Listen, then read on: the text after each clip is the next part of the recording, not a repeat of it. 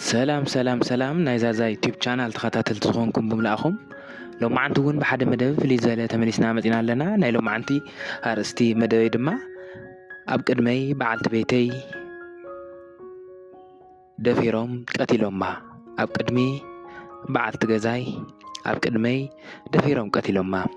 እዋኑ 1913 ዓ.ም እዩ ነይሩ። ወርሒ ጥሪ ኣብ ትግራይ ካብ ቦታ ናብ ቦታ ዘይንቀሳቐሰሉ እዋን እዩ ነይሩ። ኣነን በዓልቲ ቤተይን ኣብ ማእኸል ትግራይ ወረዳ ሓፈሮም ዝባንሓ ሃይለ ጣብያ ላኺዓ ቁሸት እምባስነይቲ ኢና እንነብር ነርና። ኣነን በዓልቲ ገዛይን ኣብ 2012 ኢና ተመርዓይና። ነገር ግን በዓልቲ ቤተይ ናብ ምስቲ ናብራ ገጠር ሓያል ምስቲ ምዃኑ ውሉድ ከይወለድና ኢና ንቑር እዋናት ፀኒሕና። ግን ሕጂ ኣጋጢሙ ዘሎ ኣብ ትግራይ ልፍንታዊ ወራር ንግፍዕታት ኣራዊት ሻዕብያን ኣብ ጣብያና እናሃደና ፈቕዱ ሽንጥሮታትን ጎቦታትን ኢና ንውዕልን እናሓድርን ነርና። ጥሪትናን ተሓሪደን ተወዲእን እየን። ኣብ ጣብያና ብሻዕብያ ዝተደፈራን ኣዴታትን ቁፅረን ውሑድ ኣይኮነን። ናብቲ ገዝኦም ዝተወሰዶም ዝብላዕ ዝስተ ሲኢኖም ፈቕዶ ደብሪ ገደልን ኣብ ርሑቕ ካብ ከተማ ፈረስማይ ዝተተኮሰ መዳፍዕ ፈቕዱ ቀብሪ ዝሰኣነ መዓት እዩ። ኣነ እውን ቀባሪ ዝሰኣኑ ብኣራዊት ዝተበልዑ ኣሎ እዩ። ዘመኑ ዘይርሳዕ መስካሕክሒ እዩ ነይሩ። 2013 ዓ.ም ኣነ እውን ኣራዊት ሻዕብያ ምስ በዓልቲ ገዛይ ኮይነ ካብ ከተማ ሃዲሞም ዝመፁ መናእሰይን ኣብ ከባቢ ኣብ ፈቕዱ ሽንጥሮታትን መውዓልናን ምሕዳርናን እዩ ኮይኑ ነይሩ። ሓሊፍና ናብ መረበት ገዛና ተመሊስና ጥሪትናን ኣቑሑትናን ገዛናን ንምርኣይ እናጠፋእና ብለይቲ ምለስ ነርና ኢና። ሕጂ እውን ኣብ ጣብያና ፀላኢ ስለ ዘሎ ምስ ኣረጋገፅና ኣነን በዓልቲ ቤተይን ኣብ ቤትና ተመሊስና ዕለታዊ ናብራና ክንነብርና ጀሜርና ነርና።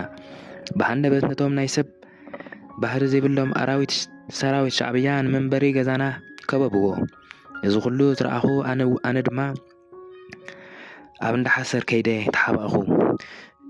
ኩሉ ድማ ተሓቢእ እከታተል ነበርኩ። ብምቕፃል ሓለቓ ሰራዊት ሻዕብያ ንበዓልቲ ገዛይ ሰብኣይኪ ኣበይ ኣሎ በላ። ኣኽትል ኣቢሉ ከዓ ተሓቢኤ ምህላወይ እናፈለጠት ንሳ ንኣኻፍት ሳዕሪ ከብልዕ ምስ ከደይ ተመልሰን በለቶ። ገጹ እናርአየት ካብቶም መራሕቲ ሓደ ንበዓልቲ ገዛይ ደፈራ። ድሕሪኡ 3 ኮይኖም ካብ ገዛ ዝነበረ ኣቑሑትን ካልኦት ንብረትን ጥሪትን ኣኪቦም ብምውሳድ ንዓ ቀቲሎም ገዲፎምዋ ኸዱ። ኣርሒቖም ብምኻዶም ምስ ፈለጥኩ ኣነ ድማ ዓዊለ ከይበክፅ ፀጊሙኒ ንባዕተይ ቅፅርጥር እናበልኩ ካብቲ ኩነታት ዝተረፈ ጎረባብትና ፀዊዐ ኣብቲ ወዲቓትሉ ዘላ ኣልዒልና ኣብ እንዳሓሰር ቀበርናያ። ናይቶም ጎረባብቱና ዝተረፈ ጥሪትን ብሓደራ ብምድራፍ ናብ ሰራዊት ትግራይ ዝኸድኩሉ መሰልጠኒ ቦታ ናይ ሰበይተይ ሕነ ንምፍዳእ እዩ ነይሩ።